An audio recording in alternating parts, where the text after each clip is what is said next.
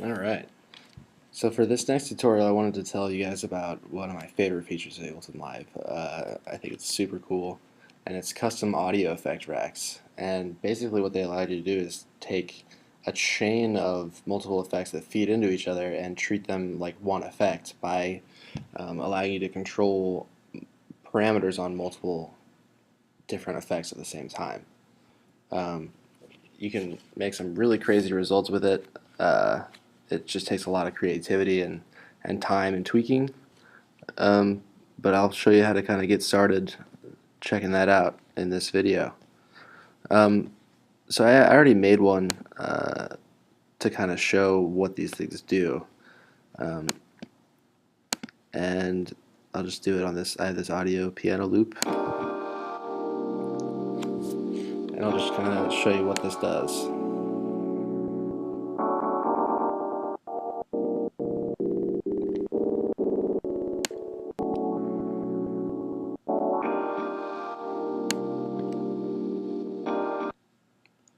So the way that works is actually the first thing the audio gets sent into is a filter, and then a beat repeater. So that's really all that effect was. Um, and when I turn the knob here, watch as the parameters of these things kind of change. Um, that's really easy to set up with the map mode. And I'm actually going to show you just kind of, we're going to start a new one here. And we'll just run through it together. So you just need to drag an audio effect rack down from your audio effects folder in your live browser.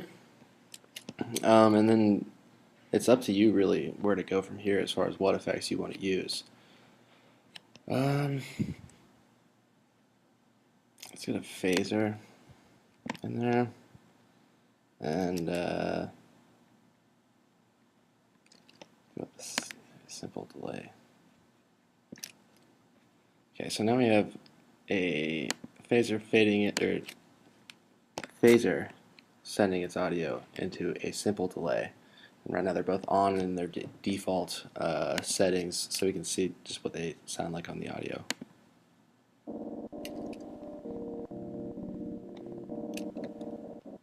Okay, that's kind of cool, but we didn't really have any say about how that sounded. So let's say I want to have a knob to control when these turn on and off. So we'll say off. We're going to go into map mode. We want to turn this phaser on as soon as this first knob starts to get turned. So I'm going to click the button, go over to map, and you see right up here they have the min and max range. Those are MIDI numbers for the knob, because each knob can send 0 through 127. So we're going to say at a minimum of 1, then that the device on for the phaser effect is going to change. So we leave map mode, and as soon as we turn it on, you see how the phaser turns on like that. So let's map a few other controls on the phaser here. Let's say as soon as we start it on, we want to start messing with the frequency. So let's just say that it has a frequency.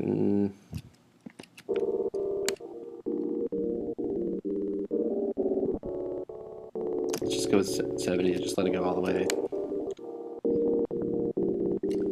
And then we'll also get the feedback mapped.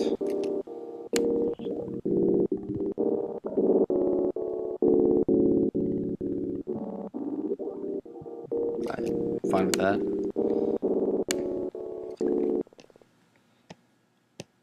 So now as our macro controller here goes from 0 through 127, it's constantly increasing the frequency and the feedback of this phaser. But let's say I wanted, instead of the feedback going from 0.99 from 0 to 0.99 as I go from 0 to 127 on my knob. Say I wanted it to go from full to 0. You can go in here and back into map mode and right click and invert the range on that. So now start the knob at 0. We reduce the feedback from 1 to 0. So that's how you can invert the range on that. It's very useful. Let's see how different that sounds now.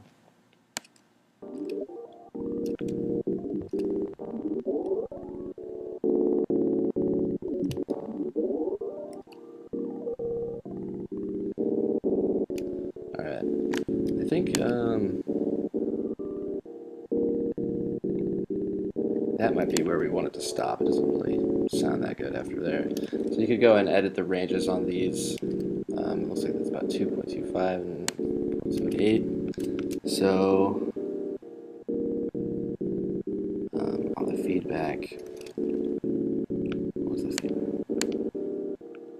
Put that at 0.78, and then the frequency.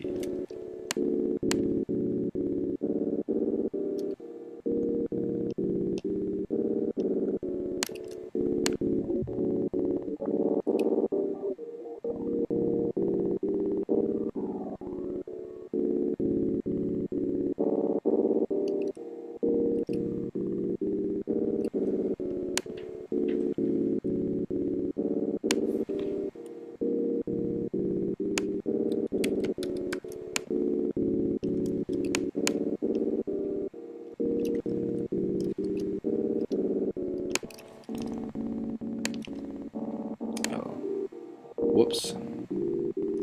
That's not what we want.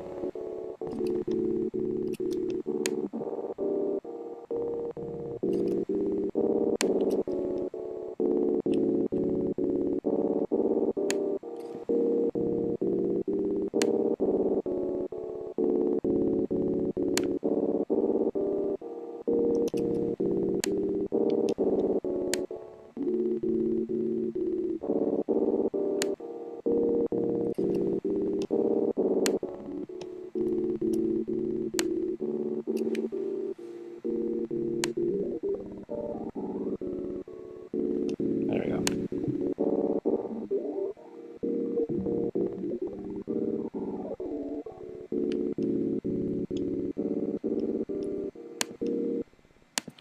Now we can start messing with that simple delay over here as our second chained effect. I kind of want it to turn on halfway through the knob twist.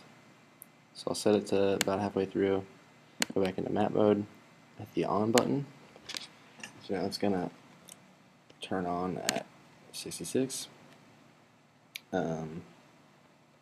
Let's just see how that sounds for now. So here's all the effects are off, phaser, and delay.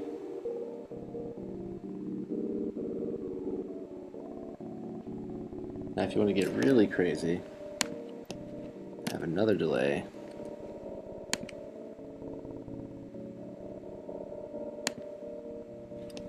We'll have that turn on.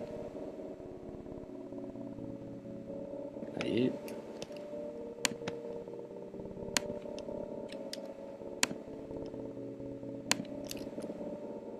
And then from here on,